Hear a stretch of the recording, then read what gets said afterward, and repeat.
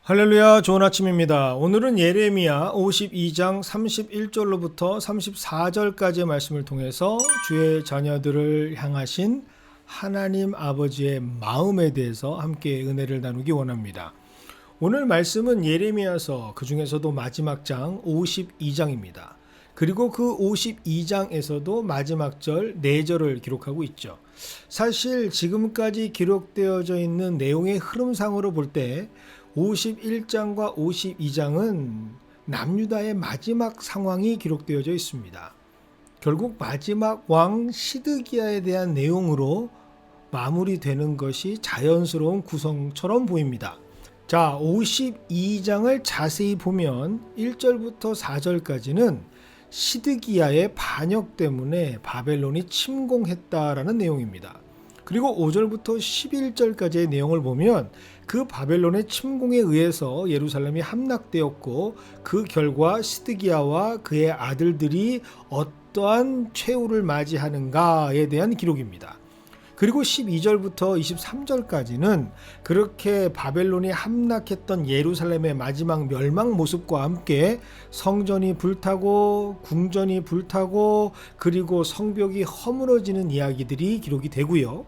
24절부터 30절까지 내용은 그 결과 참혹하게 이제 느부갓네살 왕이 그들을 어떻게 끌고 가는가에 대한 기술과 함께 그 총 인원 바벨론으로 끌려가는 4,600명의 포로의 이야기가 기록되어 있는 것으로 30절까지 기록되어 있습니다. 자, 그렇다면 이렇게 마무리되는 것이 너무나 자연스러운 것인데 갑자기 31절에서 새로운 이야기 구성이 시작이 됩니다. 지금까지 잊혀졌던 한 사람을 등장시키는데 그것은 바로 다름 아닌 51장에 사라졌던 사람이라고 생각했던 바로 남유다 마지막 왕 시드기야의 바로 앞전에 통치를 했었던 단 3개월의 통치 기간을 가지고 있었던 최단기간 통치자 여호야긴이라고 하는 왕에 대한 내용입니다. 그가 18세 왕이 되었다라고 기록한 열왕기하, 그가 8세의 왕이 되었다라고 기록하고 있는 역대하 사이에 10년의 기간이 있지만 오늘 말씀에는 그것이 중요하지 않습니다. 가장 중요한 것은 남유다의 마지막 패망을 기록하고 있는 예레미야의 최후 보고서에 그의 이름과 그의 복권에 대한 내용이 기록되어져 있다는 사실이죠. 아니 30절과 31절 그 단 한 절 사이에 어떻게 이렇게 전혀 다른 역사의 두 내용이 나란히 기록되어야 하는 걸까요? 오늘은 여기에 우리가 의미를 두고 집중하는 것이 필요합니다. 왜 예레미야는 마지막을 이렇게 마무리하고 있는 것인가? 여기에는 확실한 의도가 있는 것을 우리는 알 수 있습니다.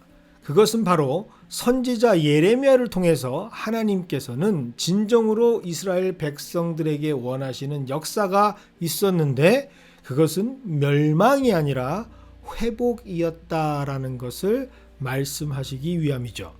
예레미야서 전체를 보면 일관적으로 선포하고 계시는 하나님의 뜻이 있습니다. 그것은 바로 죄에서 돌이키라, 죄에서 돌아오라, 회개하라라고 하시는 하나님의 메시지죠.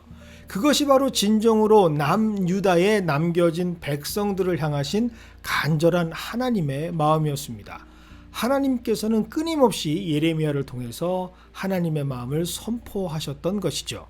죄의 값은 사망이며 이를 피할 수 있는 유일한 길은 오직 죄를 뉘우치고 하나님의 뜻에 순종하는 나라가 될 때 회복할 수 있다라는 것을 하나님께서는 계속해서 말씀해 주셨습니다. 그런데 너무나 안타깝게도 남유다는 그 하나님의 말씀에 귀를 기울이지 않습니다. 인간의 시선으로 정세를 파악하고 결국에는 파국으로 치닫는 결과를 초래합니다. 이는 예레미야 마지막을 통해서 여호야김, 여호야긴 그리고 마지막 시드기야 왕의 역사로 기록되고 있습니다. 그러나 그렇게 죄의 형벌을 치르는 것이 최종적 남유다의 결론이 아니라 마무리될 수 없다라고 하나님께서는 거부하고 계시는 것이죠. 그것은 하나님께서 진정으로 이끌어 가시는 하나님의 역사가 아니기 때문입니다. 그래서 하나님께서는 이미 30절로 끝날 수 있는 이스라엘 남유다의 역사를 31절의 새 역사로 바꾸시기 위해서 하나님께서는 어떻게 일하셨는가를 살펴볼 필요가 있죠. 여호야긴 왕이 포로로 끌려왔을 때는 하나님의 선지자 에스겔을 통해서 마른 뼈가 생기를 얻고 새살이 돋는 하나님의 역사를 보여주시고 그 역사를 준비하게 하십니다. 즉 오늘 예레미야 52장 31절로부터 시작되는 여호야긴 이야기는 단순한 여호야긴 왕의 복권에 대한 기록이 아닙니다. 새 시대를 여는 에월무로닥의 업적에 대한 기록도 아니죠. 오늘 말씀은 바로 여호야긴의 복권을 통해 선포하시는 남유다 이스라엘을 향하신 하나님의 마음이 기록된 것이죠. 어떤 이들은 여호야긴 37년을 보면서 갇혀져 있는 혹독한 시절 그에게 집중하면서 하나님을 비아냥거리기도 합니다. 어차피 복권시켜 주실 건데 그냥 빨리 해 주시면 더 좋았지 않았을까? 하나님은 참 잔인하시다. 그렇게 하나님을 공격하고 폄하하는 세력들도 있습니다. 8세에 잡혔던 18세에 잡혔던 20대 30대 그리고 40대의 시간을 적국의 감옥에서 보내게 한 것은 너무 심한 처사가 아니냐라고 말하는 사람들도 있습니다. 하지만 이들은 간과하고 있는 것이 있죠. 30절에서 끝나지 않고 31절을 기록하기 위해서 끊임없이 역사하고 계시는 하나님의 사랑을 보지 못하고 있는 것입니다. 다시 한번 31절을 봅니다. 유다 왕 여호야긴이 여호야긴의 신분을 여기서는 왕이라고 칭하고 있습니다. 이미 느부갓네살 황제에 의해서 폐위를 당하고 바벨론 포로로 끌려왔던 사람. 그래서 공식적으로는 그가 세자 당시 썼던 이름 여고냐라고 기록되어야 마땅합니다. 실제적으로 역대상 3장 16절과 17절은 이렇게 기록하고 있습니다. 여호야김의 아들들은 그의 아들 여고냐, 그의 아들 시드기야요. 사로잡혀간 여고냐의 아들들은 그의 아들 스알디엘과.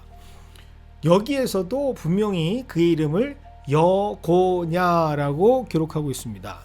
우리 역사를 빗대어 본다면 조선의 왕이었지만 폐위당한 연산군 또는 광해군처럼 여고냐라고 부르고 기록되는 것이 맞죠.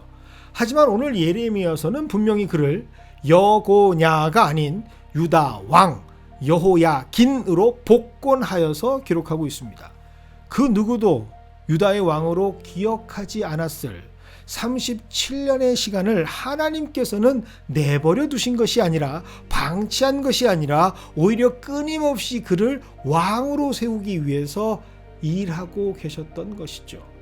그래서 제차 예레미야 52장 31절은 여호야긴을 2번이나 확언하면서 유다의 왕으로 기록하고 있습니다.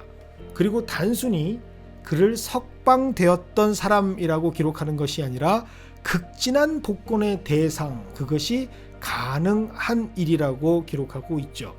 공식적으로 단 하루 사이에 죄인에서 왕으로 복권이 이루어진 동시에 당시 제국 바벨론에서 그 누구보다도 존중받았던 사람으로 존귀함을 받았던 사람이라고 기록된 것이 바로 32절, 33절 그리고 34절의 내용입니다. 어떻게 이러한 것이 가능했을까? 정치적 결탁? 아니면 갑자기 변경된 국가적 전략? 아닙니다.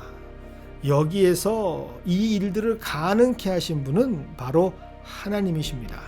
모든 역사를 위해 일하고 계시는 하나님의 이끌어 주심이 있었기에 그는 복권될 수 있었던 것이죠. 이를 아는 사람들은 절대로 그래서 하나님께서 37년 동안 그를 방치해 두었다라고 볼 수가 없습니다. 그것은 오히려 37년 동안이나 죄악에서 돌아오지 못한 이스라엘을 복권하기 위해서 또 다른 회복의 역사를 쓰셨던 하나님의 사랑으로 볼 수밖에 없기 때문이죠. 그리고 하나님께서는 이 37년을 뛰어넘는 여호야 긴의 평생을 죽는 날까지 종신토록 회복받는 축복을 누리게 하십니다. 그것이 그리고 예레미야서의 마지막 마무리가 되게 하시는 것이죠. 그것이 하나님, 여호와 하나님의 이스라엘을 향하신, 남유다를 향하신 마음이었기 때문입니다. 오늘 우리는 여기에 우리의 초점을 맞추기 원합니다. 진정으로 하나님께서 원하시는 것은 핏값으로 사신 성도의 죄에 대한 패배, 그리고 죽음, 악의 승리가 아니기 때문이죠. 진정 하나님께서 원하시는 것은 죄로부터의 승리, 그와 동시에 구원과 회복입니다. 이를 알 때 우리는 흔들리지 않는 하나님을 향한 신뢰를 가질 수가 있습니다. 그래서 어떤 환경 속에서도 내 죄 때문에 하나님께서 이러한 일을 행하고 계시는 것이 아닌가라고 수렁에 빠지지 않을 수 있죠. 그럼에도 불구하고 하나님께서는 그것이 최종적 목표가 아니라, 목적이 아니라 우리에게는 다시 회복할 수 있는 하나님께서 일하고 계시다라고 하는 하나님의 은혜를 바라볼 수 있는 그 눈이 우리에게 있기를 원하시고 계십니다. 그래야 우리는 새롭게 시작할 수 있기 때문이죠. 끝까지 우리를 지키시기 원하는 하나님을 통해 우리는 다시 일어설 수가 있습니다. 오늘 성도들을 향한 이 하나님의 마음을 발견하시는 우리 모두가 되기를 원합니다. 그것을 발견할 때 우리는 다시 한번 회복해 하시는 하나님의 놀라운 은혜를 경험할 수 있고 30절에서 31절로 역사의 물꼬를 바꾸시는 그 하나님께 감사하면서 우리에게 주어진 하루를 살아갈 수 있기 때문입니다.